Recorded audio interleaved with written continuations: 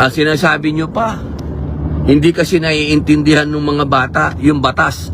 Aba, ay pambihira. Talagang hindi ko na talaga maintindihan. Sa totoo lang, nakakalbo na ako eh.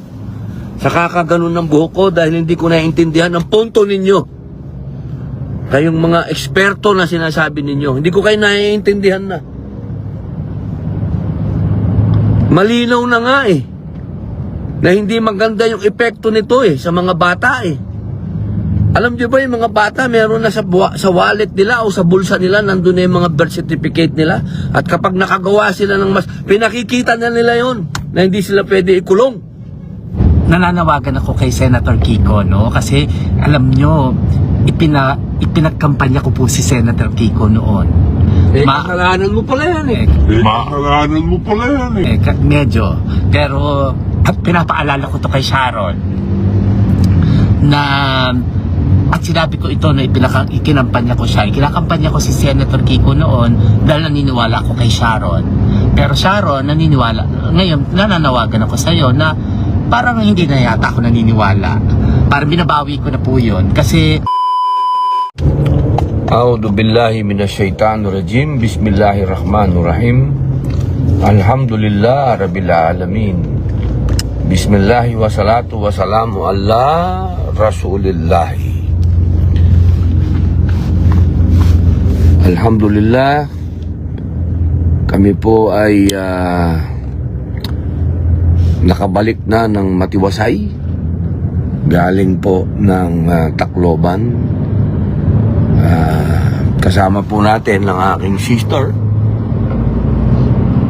magandang gabi po sa inyo. Buksan mo naman yung ilaw. Opo.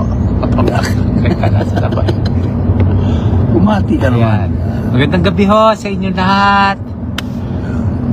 Kamusta po kayo? Siya po yung nakita niyong nagbigay ng kasiyahan doon sa airport habang kami po ay nag-aayos ng aming flight. Siya po ay nakisayaw doon sa mga mananayaw at nagpasaya ng mga kababayan po nating may kalungkutan. At salamat, Vi. Salamat. Yan.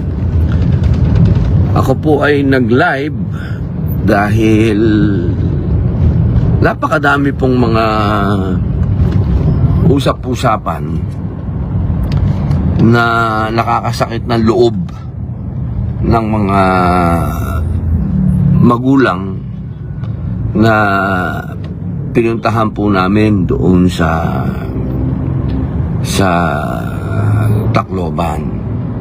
Mga magulang po ito na biktima po ang kanilang mga anak ng isang masasawag po nating, hindi ko alam kung anong pwedeng itawag dito eh. Hindi naman kasi mga bata na ito.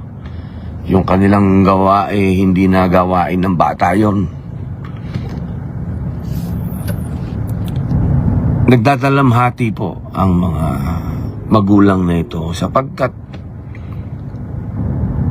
ang dating sa kanila ay ipinamumukha pa sa kanila na hindi nila naiintindihan yung batas.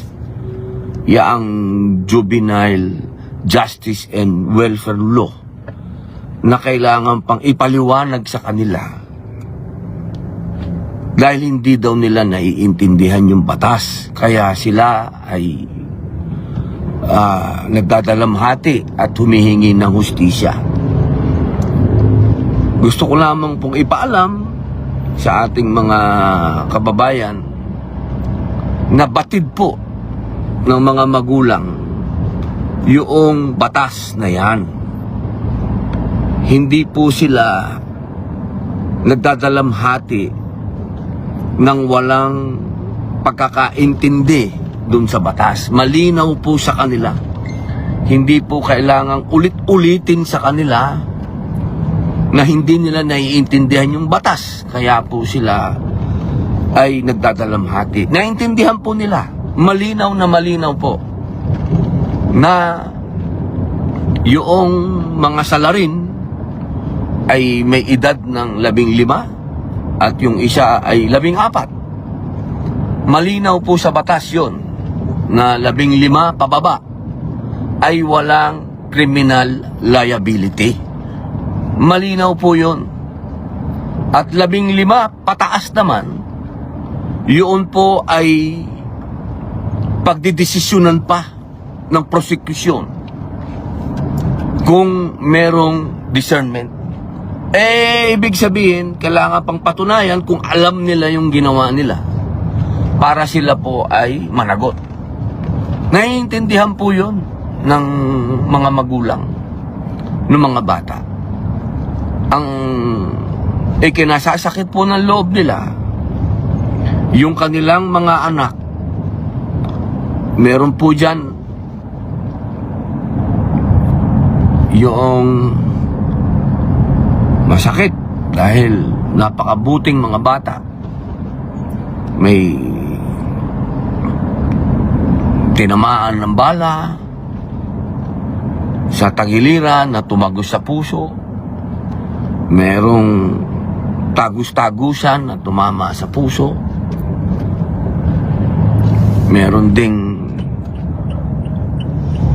tinamaan sa tagiliran, may tinamaan sa paa, may tinamaan sa braso. Napakadami pong sugatan.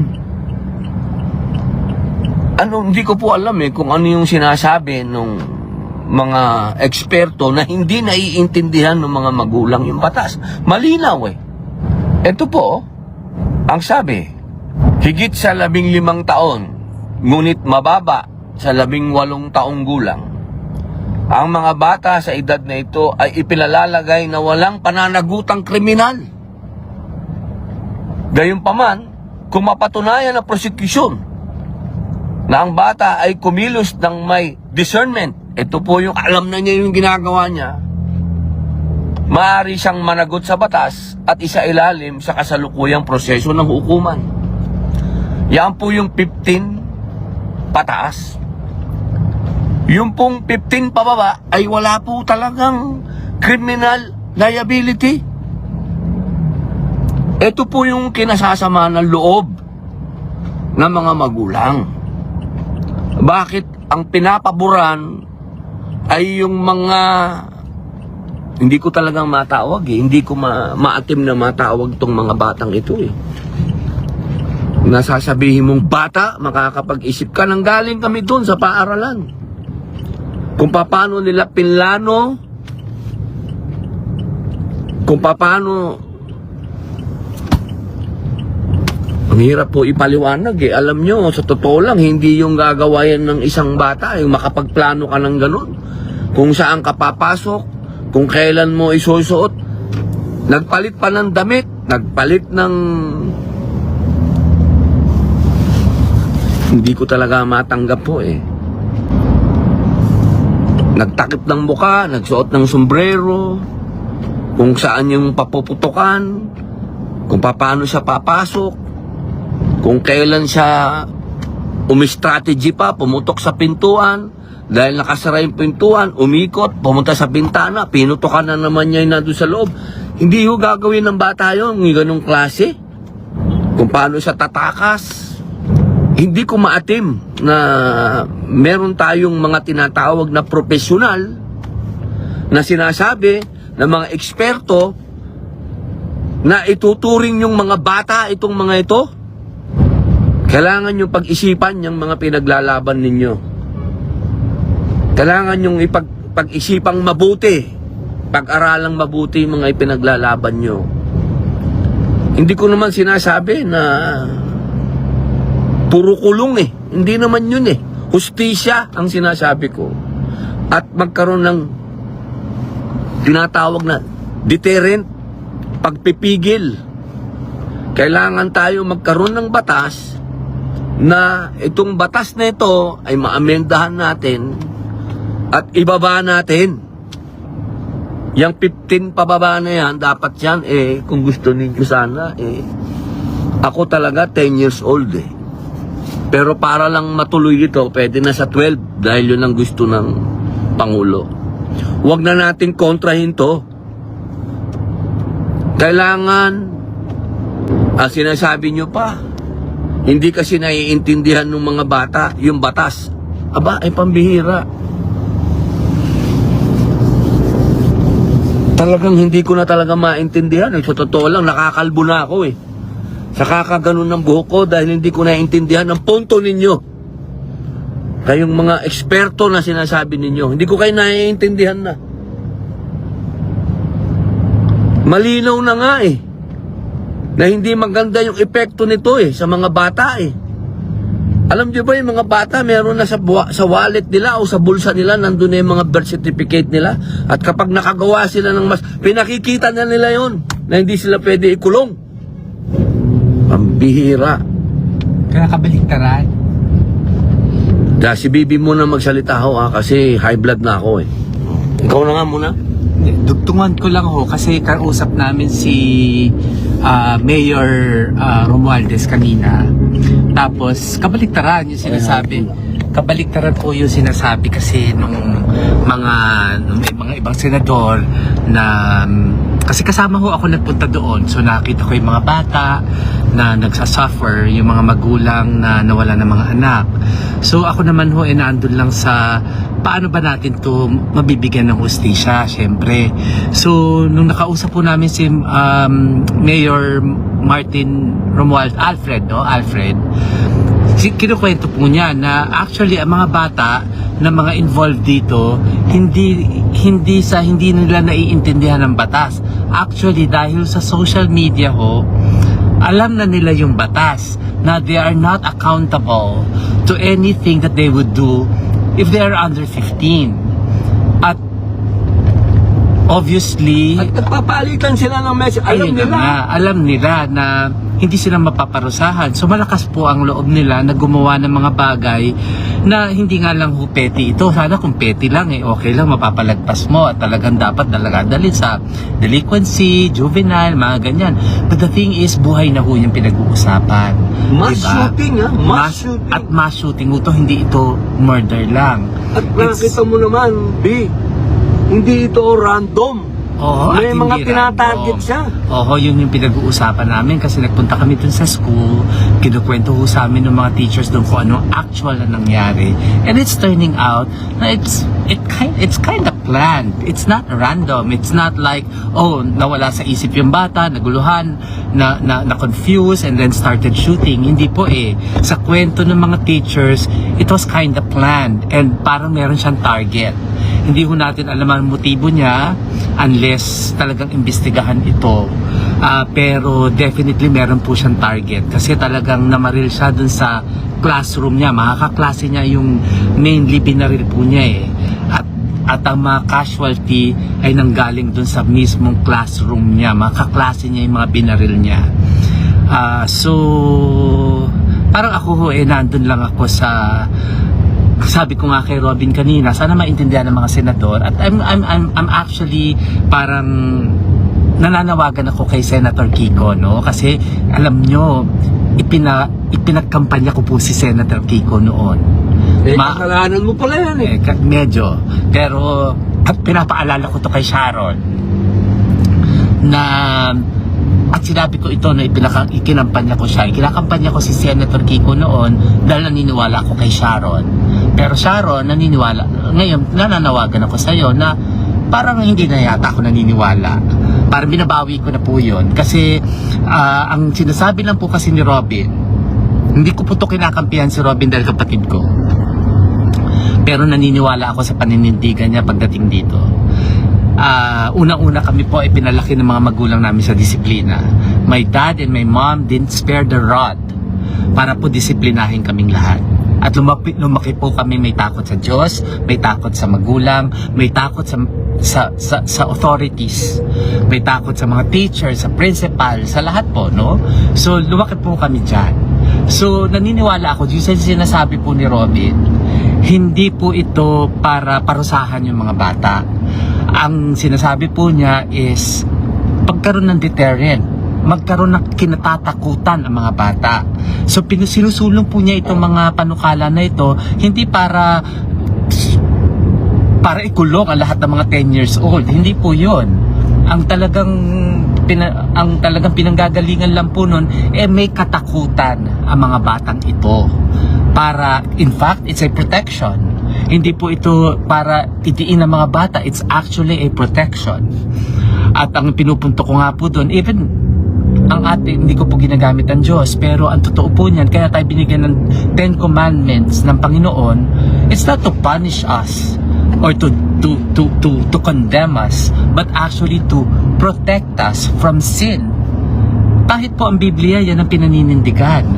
So, yun lang po ang kaya ako sumama dito kasi talagang naniniwala po ako dun sa paninindigan ng kapatid ko pagdating po talaga dito. Hindi po ako laging nagsasalita kasi umiiwas po ako sa politika, but this time this is not political. Ito po ay isang bagay na dapat tayo magkaisa at maintindihan ng mga senador na kaya po kayo nandyan para protektahan kami.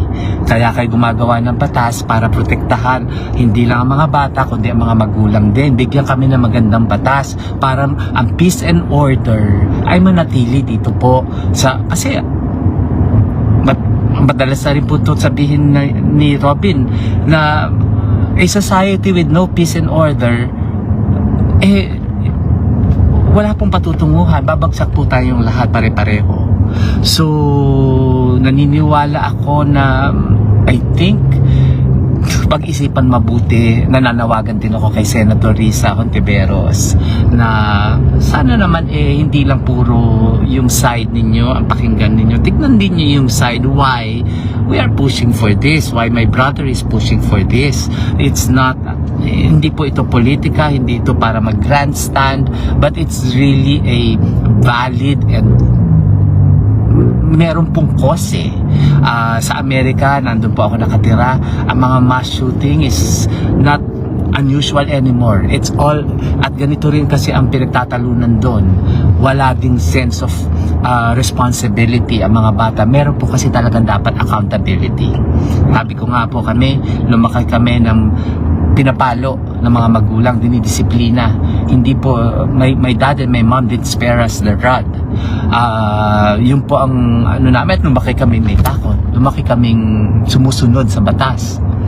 Dati po, sinasabi natin, bakit ang mga Pilipino, pag nandito sa Pilipinas, walang mga disiplina. Pagdating sa ibang bansa,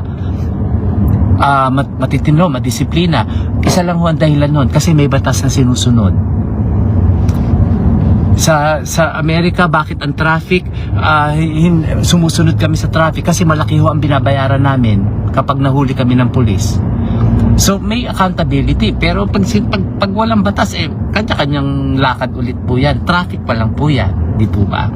So sana maintindihan lang po yun ng mga senador natin. Nakapag-aral naman tayong lahat. I think this is not hard to understand na yung isinusulong na batas po ng kapatid ko hindi po yan para itiin ng mga bata. Yan po ay para matulungan ng mga bata na magkaroon ng takot sa batas at a very young age.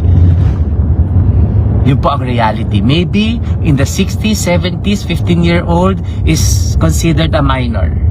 Pero at this time, na nasa social media time na po tayo at marami exposed na ang mga bata sa lahat ng mga kung ano-ano mga bagay, I think kailangan tanggapin natin yung katotohanan na at 10 years old, exposed ang mga bata sa mga hindi dapat nila nalalaman. And at 10 years old, they should be protected by law para hindi nila even to think about it. Kasi takot sila, kasi meron silang reason na to think about it kasi alam nilang they'll be accountable to it. Yun lang po.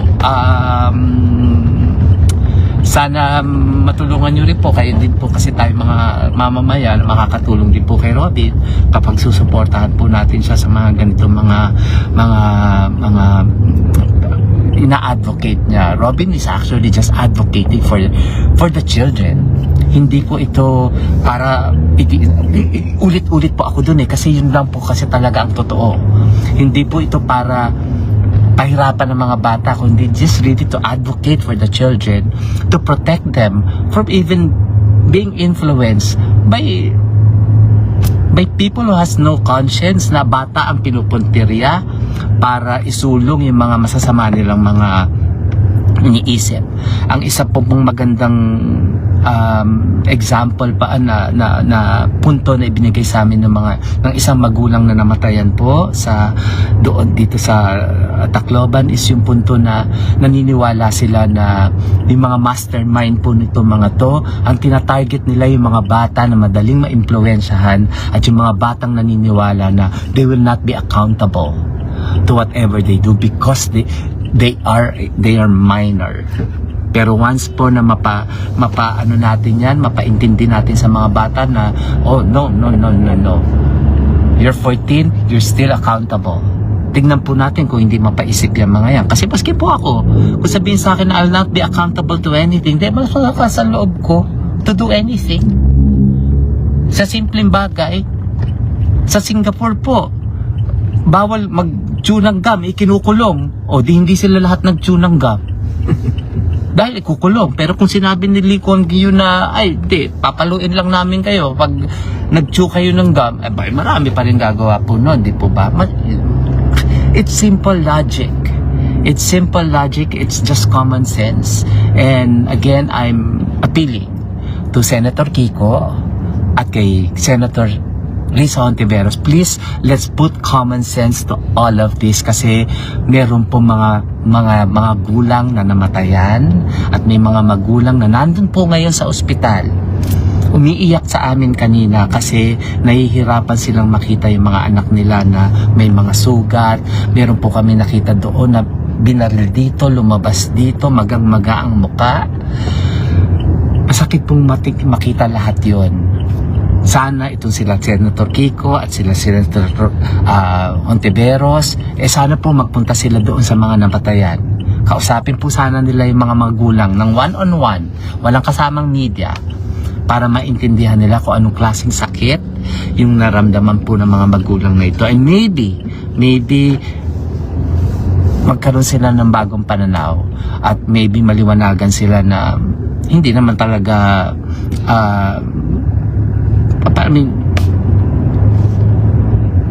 mabuti itong isinusulong na batas ni Robin na 2 taon na po kung tutuusin.